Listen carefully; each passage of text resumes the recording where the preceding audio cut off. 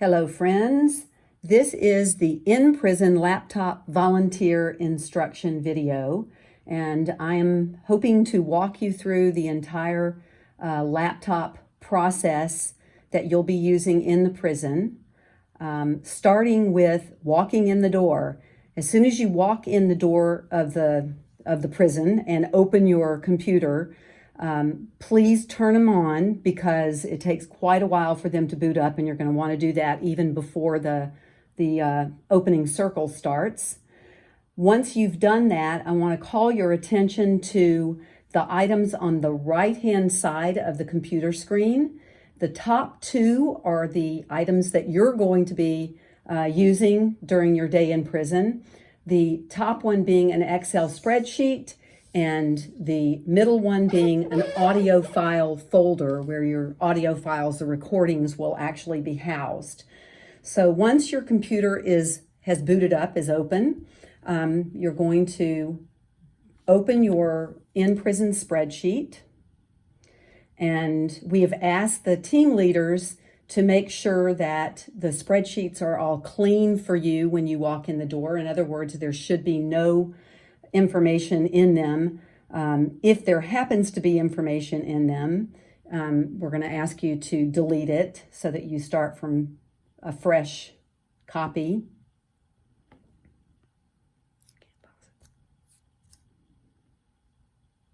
And even the Excel spreadsheet takes time to open up, which is why I strongly recommend that you do this before the opening circle starts so you're ready to go when the first mom walks in the door. And in this case, the information has not been taken out, so I'm going to delete all of it. I'm going to select the first row and delete it, the information in it. I'm going to select the second row and delete the information in it. And there's a good possibility that you may end up seeing information from last month in your spreadsheet. But we want you to start off with it totally fresh, so make sure that it looks like this. Come down to the bottom and make sure, too, that it's named correctly. We are once again asking the team leaders to make sure that the spreadsheets are not only cleaned out, but they're named correctly. So if this is not the correct month, you're going to right-click on it and rename it and put in the month and the year that you're currently in. So once you've done that, you're ready to go. The mom walks in, the very first mom walks in, and she's going to hand you the recorder. But before you do anything with the recorder, my recommendation is that you go ahead and fill out your in-prison spreadsheet.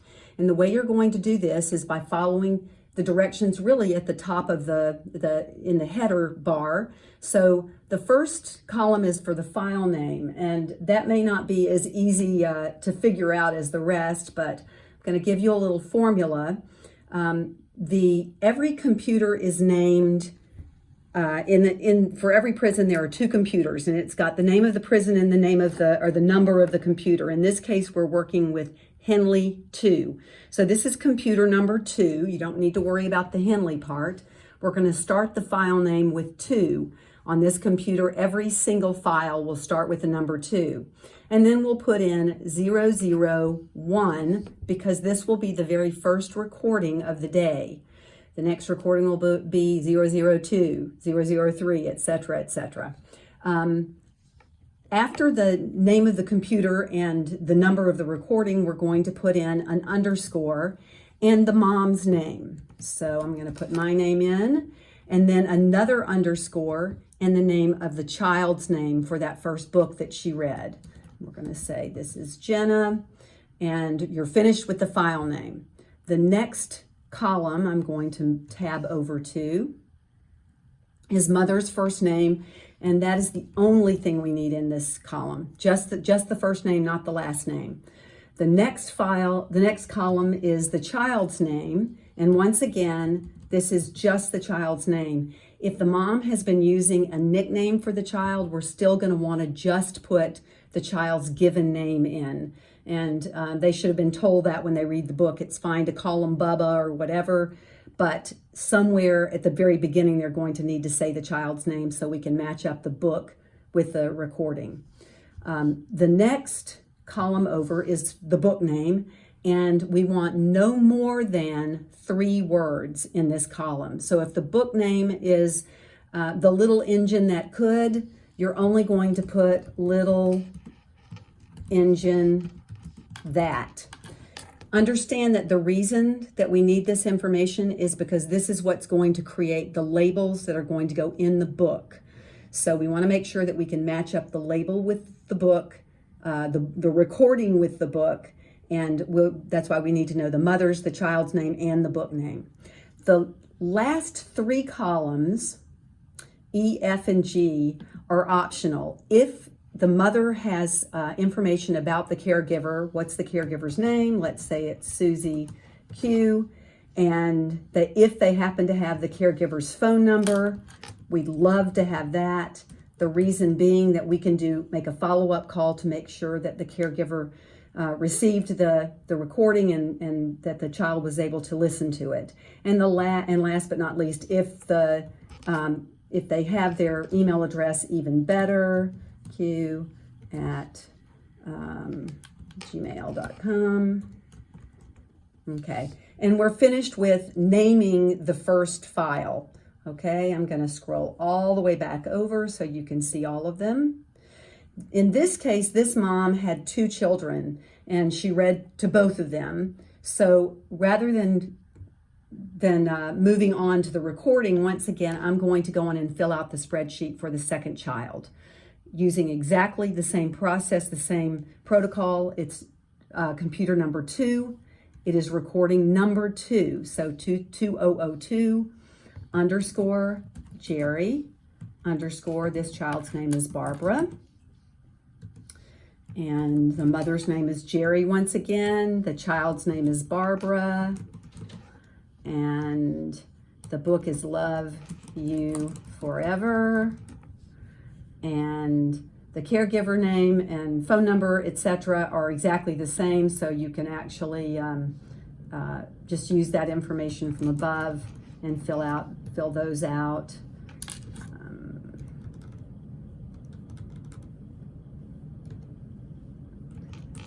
q@gmail, good. And we have filled the information in that we need for this first mom who's walked in the door. So now we can actually take the recorder, make sure that it's powered on by pulling the power button on. Probably will be, but you'll be able to see it will say powered on. And on the back of the recorder, you'll see a little slide. You'll push that down and it will push the USB out. You're going to find the USB port in the computer. Got to move my computer around and push it in. And once it goes in, you'll hear a little ding acknowledging that it was successfully put in. And it's probably going to open up directly to IC Recorder. If you don't see it, you may have to go down to your file folder at the bottom. What's it called? Tell me. File Explorer. Thank you very much, Mona, my sidekick. And find it from there. But you'll see on the left-hand column, you'll be able to find IC Recorder. That's what it's called. And once you click on that, it will open up something that looks like this. Now you'll need to dig down to find the recorded files, and they'll be under REC_file. I'm going to double click that.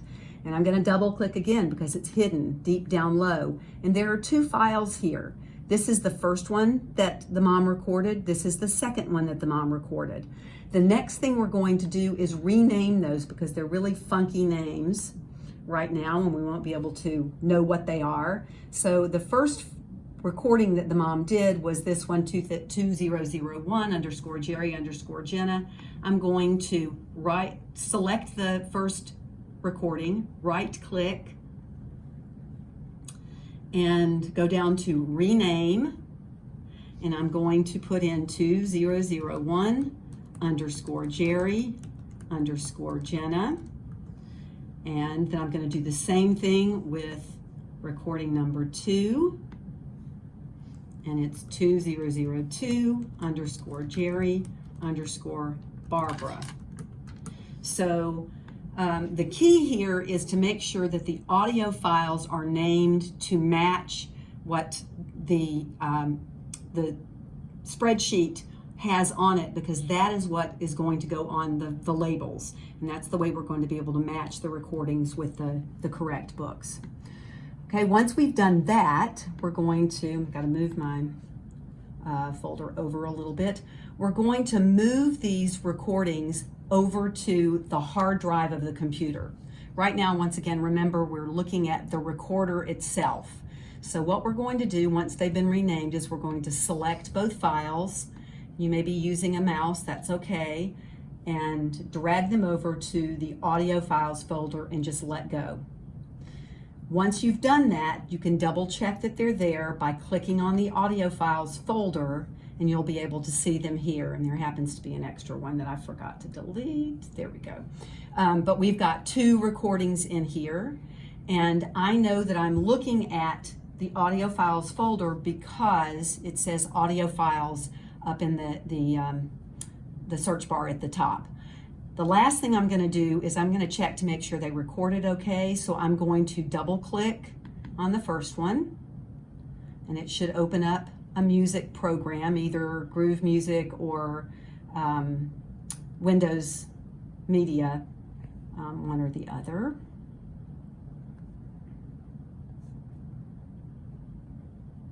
If not, let's try it again.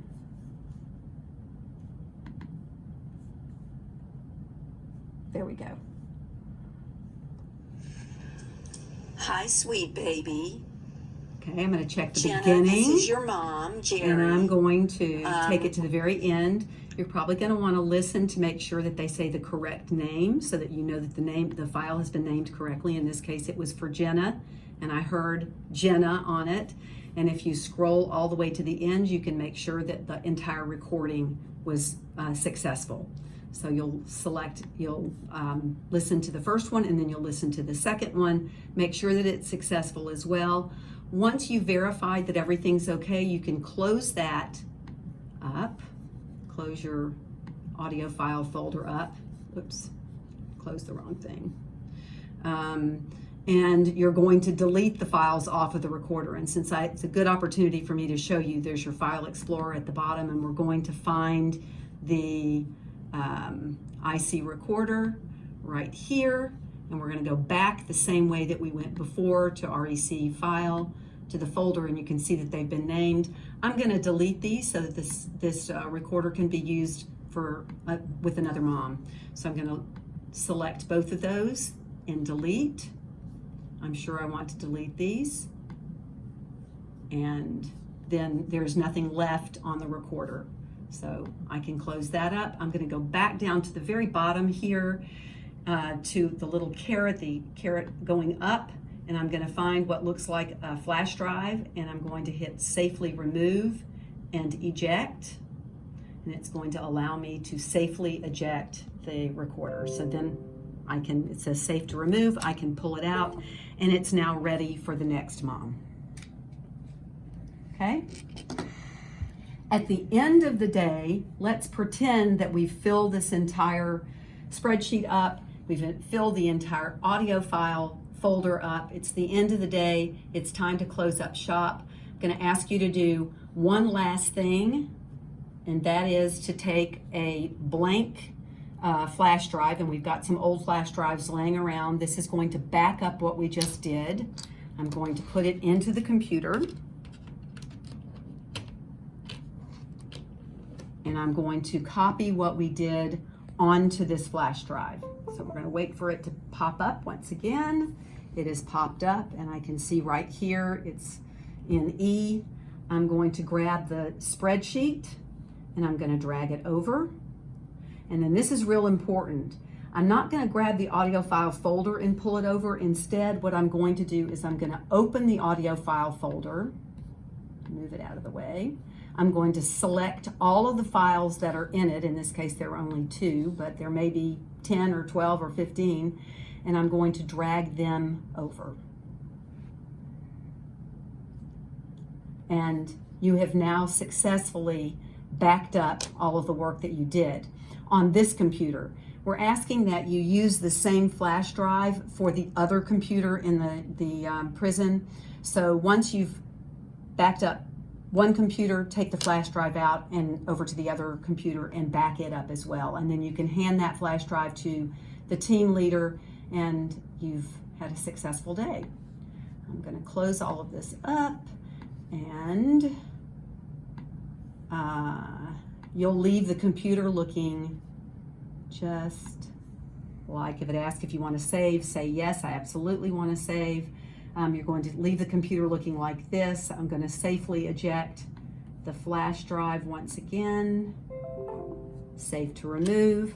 I'm going to hand this flash drive to the team leader. And the last thing, the very last thing that I would recommend everybody do is just double check that the recorders have been turned off for the day. So you'll go to the side once again to where it says power. You'll push down, power off. It will say on the screen, and you're good to go.